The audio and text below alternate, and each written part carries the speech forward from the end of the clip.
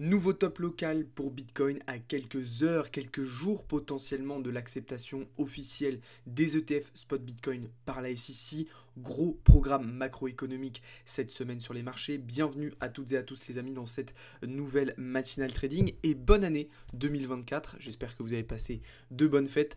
On revient dans le vif du sujet, on rattaque le travail avec déjà beaucoup de choses à dire ce matin puisqu'on a un début d'année qui est quand même assez mouvementé, et notamment avec un Bitcoin qui commence cette année sur les chapeaux de roue. Attention, on verra aussi ce matin qu'il y a d'autres choses à surveiller, d'autres éléments qu'il va falloir prendre en compte sur les marchés notamment traditionnels, matières premières, devises, etc., etc. On va voir tout ça ce matin.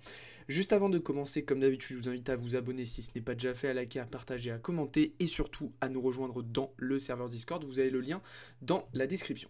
Allez, c'est parti, pardon, on commence tout de suite donc avec un premier point sur le marché crypto, comme vous le voyez totalement dans le vert avec un Bitcoin qui a très facilement à nouveau explosé le niveau des 45 000 $ qui titille les 46 000 et qui emmène avec lui une grosse partie du marché, même si certains altcoins sont un petit peu plus en difficulté, on retrouve quand même de très très belles performances du NIR, du HBAR, du MINA, du SEI notamment en tête de proue. Alors, est-ce qu'on va continuer encore de monter? C'est toujours la grande question. Pourquoi on a encore cette montée? C'est simple, on a de nouveau énormément de monde, énormément de personnes qui achètent, qui anticipent l'arrivée des ETF. Mais comme je vous l'ai déjà expliqué, ça montre encore une fois que le marché a déjà intégré dans ses cours, a déjà pricé en fait l'arrivée de ces ETF. Donc c'est l'une des raisons pour laquelle personnellement je pense qu'il pourrait ne pas forcément se passer grand chose, voire même avoir un petit peu de retracement au moment de la publication officielle de la SEC, si évidemment tout se passe comme prévu. Parce que on peut aussi avoir des petites surprises. Je ne pense pas, très clairement à mon avis tout va bien se passer, mais on ne sait jamais, donc il faut rester prudent. Les autres éléments qui me rendent un petit peu plus prudent sur ces dernières heures, c'est le fait qu'encore une fois, on a des fundings qui sont extrêmement élevés sur du daily sur Bitcoin. On a un open interest qui est encore bien monté à la hausse avec beaucoup de personnes qui sont rentrées à l'achat avec des effets de levier. L'élément qui vient contrebalancer un petit peu tout ça, c'est le fait qu'on a quand même un mouvement qui est bien soutenu par les acheteurs en spot, comme vous le voyez ici, avec un delta largement en positif. Au-delà de ça, je vous rappelle que ce scénario de venir chercher les 45 000 $, c'était quelque chose qu'on avait travaillé et dont on avait parlé notamment les dernières semaines, où je vous disais que voilà, c'était pas du tout impossible qu'on ait une dernière petite leg haussière jusqu'à 45 000 avant de se retourner.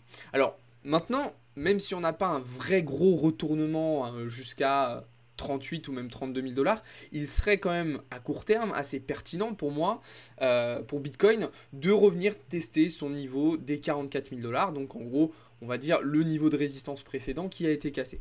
Là, je pense qu'on va avoir un petit London Reversal qui va être intéressant à saisir. Attention, on n'a pas encore d'inversion de structure.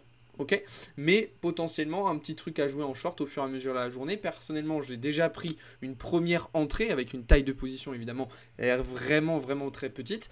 Et si on est amené à repasser sous les 45 000 $, alors là, j'augmenterai ma taille de position parce que du coup, j'aurai davantage de confirmation et de conviction dans le fait qu'on pourrait avoir un petit peu de retracement. Bon, au-delà de ça, Bitcoin a repris un petit peu des couleurs en termes de dominance. On avait vu que sur la fin d'année 2023, on avait eu quand même une belle correction, ce qui d'ailleurs avait permis à Ether de se réveiller un petit peu. Là, ce matin, globalement, avec le mouvement de cette nuit, on a une dominance du Bitcoin qui est remontée et ça se ressent directement sur la paire Ethereum BTC qui là, au contraire, a corrigé quand même assez fortement. Malgré ça, on a un Ethereum qui tient plutôt bien le coup et au final qui est venu valider le scénario qu'on avait travaillé dernièrement, je vous rappelle, avec cette entrée qui avait été faite sur le niveau des 2250 $. On avait vraiment un cas d'école. Là, en termes d'analyse technique, c'était vraiment très clean. Voilà, impulsion haussière, on vient retracer dans la zone de TE en récupérant de la FVG et en touchant de manière chirurgicale le support avant de repartir à la hausse. Donc là, vraiment un setup très intéressant qui nous avait permis d'ailleurs de réaliser des jolies performances. Du côté des alts, pas forcément de position à court terme pour le moment pour ma part. Je reste un petit peu en observation en fonction des différentes opportunités. Par contre, à nouveau, on a des altcoins dans de très belles configurations. Je pense notamment au Lido, dont je vous parle depuis plusieurs semaines, qui vient de flip ce niveau de résistance, ce niveau de polarité qui pourrait lui permettre prochainement d'aller chercher des targets en direction des 4 dollars et pourquoi pas partir en découverte de prix un petit peu à l'image de ce qu'a pu faire ARB sur les dernières heures, mais pas seulement. On voit aussi que le BNB qui a flippé sa résistance réalise de très belles performances, même chose pour le FET, etc. Tous ces alts que je vous avais partagés dans le serveur Discord et dont on avait discuté un certain nombre de fois en live et en vidéo. Donc encore une fois, pour ne rien louper, je vous invite à vous abonner, très important, et à nous rejoindre sur Discord. Bien évidemment, je précise aussi que tout ça n'est pas du conseil en investissement. Voilà, en tout cas, on a un marché crypto qui est toujours assez agité et qui nous propose de nouveau énormément d'opportunités. Donc ça fait quand même plaisir et ça nous permet de justement les saisir et d'en profiter. Voilà un petit peu ce que je pouvais vous dire là-dessus. On va désormais pouvoir basculer du côté des marchés financiers traditionnels. On va commencer par un premier petit point sur le cours du dollar, naturellement, puisque c'est lui qui drive un petit peu le marché, vous le savez. Et puis notamment parce qu'il a quand même, lui aussi, passé une zone de polarité assez importante, le dollar, mais cette fois-ci à la baisse, puisque le support technique des 102 points n'a pas tenu. Alors là, on voit quand même que, comme prévu, j'ai envie de vous dire, on retrace en direction justement de ce niveau qui est devenu un niveau de résistance des 102 points qu'on devrait, selon moi, revenir tester durant la semaine. Maintenant, attention, on le verra juste après, mais on va quand même avoir un gros programme macro avec certains catalyseurs, notamment des grosses datas du côté des États-Unis, qui vont pouvoir un petit peu changer la donne. Je vous l'expliquais aussi samedi, mais c'est pas impossible non plus qu'on ait un revirement de situation avec un dollar qui viendrait réintégrer son support des 102 points, justement, enfin le niveau des 102 points, un petit peu comme il avait pu le faire, hein, déjà 3 fois durant l'année 2023, pardon. Sachant que, et je fais la transition du coup avec le calendrier, le programme macro de la semaine, demain, on va avoir les minutes de la Fed, compte rendu du FOMC. Ça ne m'étonnerait pas que la Fed profite de ce compte rendu, de la publication de ce compte rendu, pour un petit peu calmer le jeu en disant ok, c'est bien beau là, depuis quelques mois tout le monde voit un pivot de la Fed pour le mois de mars. Non, ce ne sera pas si tôt que ça. Donc attention, parce que si on a une Fed qui calme un petit peu le jeu en disant attention, le pivot sera peut-être pas aussi tôt que prévu, on risque d'avoir un gros rebond sur le dollar et sur les taux. Le marché obligataire va réagir très probablement avec beaucoup d'intensité si on a une Fed qui reste un petit peu plus hawkish, comme on dit, que prévu. Okay, par contre, si vraiment elle reste dovish comme elle l'a été globalement dernièrement, ça devrait nous maintenir dans la situation actuelle. Au-delà de ça, on va quand même avoir une semaine assez intéressante, axée beaucoup sur les PMI en Europe et aux États-Unis sur la première partie de semaine. Je vous rappelle que les chiffres PMI, c'est quand même des datas très très importantes, des indicateurs d'activité économique très pertinents. Demain, on aura aussi le rapport Jolts sur les nouvelles offres d'emploi. Vous savez que la Fed, même s'il y a eu de l'amélioration et qu'on est revenu sur des niveaux pré-pandémiques, attend toujours une détente et un rééquilibrage entre l'offre et la demande sur le marché de l'emploi. C'est quand même une des métriques principales de leur prise de décision quant à la politique monétaire.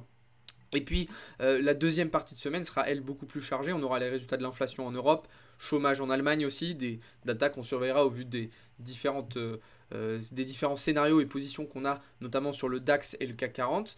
Et donc vendredi, qui sera la grosse journée de la semaine, on aura les résultats, donc journée NFP aux États-Unis avec salaire horaire moyen, taux de participation, taux de chômage, etc., etc. Je vous rappelle que fin 2023, fin au mois de décembre, on avait eu quand même des datas qui nous montraient qu'on avait une plus grosse part de la population qui avait du travail, en tout cas un chômage qui baissait. En plus de ça, des Américains donc, qui étaient plus nombreux à travailler, avec un meilleur salaire horaire, et donc potentiellement plus de pouvoir d'achat. Et on a vu qu'en plus de ça, ces Américains, ils regagnaient confiance dans le marché, et ils avaient des attentes un petit peu plus élevées. Donc ça, c'est des éléments aussi, c'est des métriques qu'il faut prendre en compte, et qui peuvent nous laisser penser que si on a une partie de la population américaine qui se remet à consommer parce qu'elle a les moyens de le faire, c'est quelque chose qui peut empêcher ou en tout cas limiter la continuation baissière de l'inflation qu'on a pu observer sur les derniers mois aux États-Unis. Donc ça serait très important de le voir.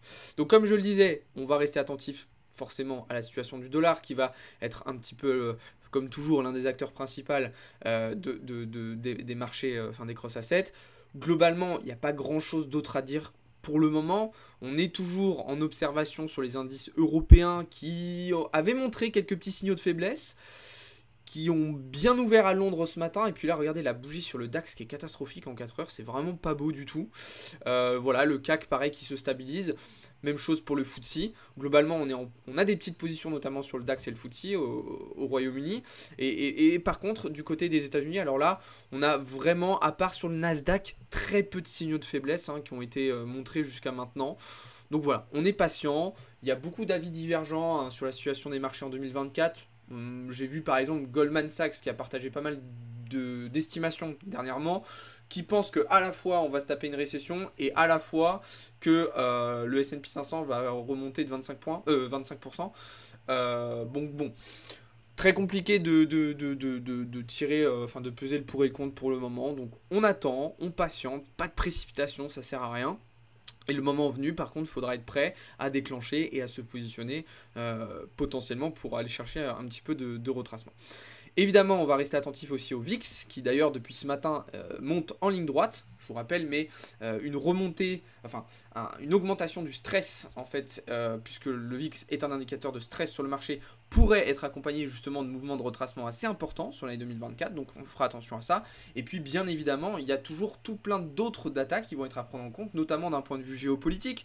Je rappelle que la situation est très tendue au Moyen-Orient, très tendu aussi en mer Rouge. C'est d'ailleurs l'une des raisons pour lesquelles on avait en partie pris des positions à l'achat sur le cours du pétrole. On a toujours des menaces pandémiques en Asie, en Chine. On s'est tapé un séisme au Japon. Et puis, surtout, on va avoir la campagne électorale présidentielle en 2024 aux États-Unis. On a vu qu'il y avait déjà un petit peu de tumulte puisque Donald Trump a été écarté déjà dans 2 États de la course aux primaires, mais attention, ça pourrait créer un effet domino. Il y a aussi le fait que voilà, il y a certains candidats à la présidentielle qui sont ultra pro-Bitcoin. Il y a le fait aussi, alors là je digresse un petit peu, mais c'est pour vous dire que la situation quand même est très complexe si on la prend dans sa globalité. Javier Milei qui a été élu en Argentine, qui met en place quand même des changements assez drastiques dans son pays, puisqu'il veut le redollariser. Donc pour ça, le peso, c'est en train de se dévaluer. Voilà, il y a quand même beaucoup de changements. Sans parler, alors si on parle de l'Europe, on va parler de toutes les crises, des tensions sociales et politiques en Europe. Donc voilà, il y a vraiment beaucoup de choses. Et en fait, tout ça mis bout à bout, pourrait entraîner justement du stress sur les marchés et potentiellement du retournement. Donc il faut vraiment rester très attentif à toutes ces données-là. Et voilà. J'en profite du coup, petit point sur les commodities, comme vous voyez à l'écran, donc pas de changement. On reste quand même plutôt dans un flux acheteur sur le pétrole, même si personnellement, moi je suis sorti de ma position. D'ailleurs, je viens de voir que depuis tout à l'heure, en fait, je vous montre le Brent, alors que je voulais vous montrer le pétrole américain. Je suis vraiment désolé. Mais du coup, voilà. Donc on reste dans un flux acheteur, même si on a été BE. Et sur le gold, pour le moment, on reste en observation.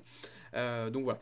Petite info concernant les devises. Pour l'instant, je suis focus sur EURUSD. Alors, pourquoi je vous parle d'EURUSD ? Si vous vous rappelez bien, durant toute l'année 2023, on a vendu cette zone de polarité, cette zone de résistance des 1.10. Potentiellement, 2024, on va peut-être faire l'inverse. C'est-à-dire que cette zone de résistance est devenue maintenant une zone de support et on va potentiellement s'en servir pour acheter. Alors là, on est venu rechercher le niveau. J'hésite à rentrer.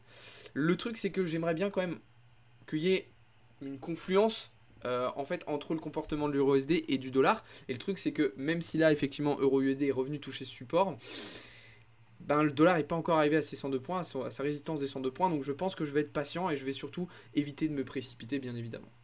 Voilà les amis, ce que je pouvais vous dire ce matin. Si vous voulez en savoir plus, comme d'habitude, abonnez-vous, regardez les autres vidéos, les autres lives, et surtout rejoignez-nous dans le serveur Discord.